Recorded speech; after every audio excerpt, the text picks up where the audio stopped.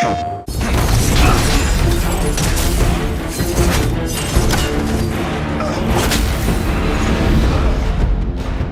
one of the biggest surprises for Valhalla was who invited Kratos, right? Why is Kratos there? He got this mysterious invitation, and when you get to the top of Valhalla, you discover that it's none other than Tyr. The invitation was yours. I would have signed it, but it was important you come here for your own reasons. Right from the beginning, we knew that Tyr was going to be your ultimate test. When you play Ragnarok and you meet Tyr for the first time, you think you're going to fight this character. You see them standing up, Tyr's so intimidating. And then, in typical Santa Monica fashion, we change expectations and we subvert them. But I think a lot of people kind of play that game. They're like, wow, what if Kratos and Tyr sparred it out? And we wanted to dig into that and really figuring out, how does Tyr fight? What's that relationship? Because they are sparring. It's a very different relationship than we've ever seen Kratos, fight against someone else. Yeah.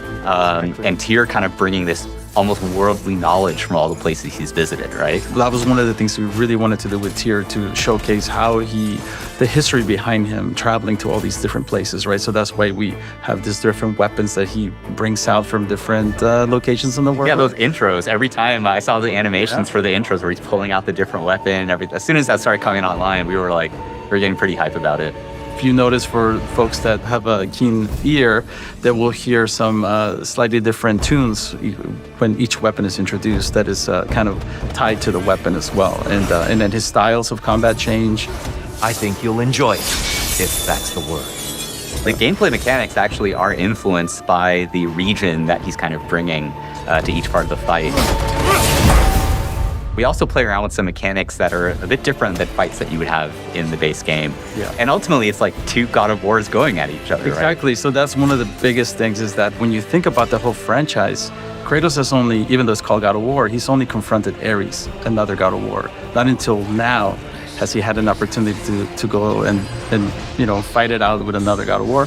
Yes, a completely different context, right? Whereas with Ares was about a completely different thing, revenge. Now this is more about personal growth and challenging himself to master himself, to get him to the next step in his life, which is a super exciting way to reframe this epic battle with another God of War, right? That was distinct, but at the same time brings it full circle.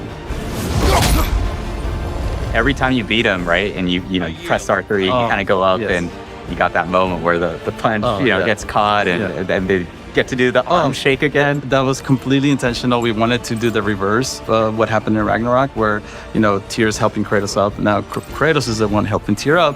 Tyr was definitely a lot of fun to bring to life, and hopefully all of you enjoy fighting them. Arms up!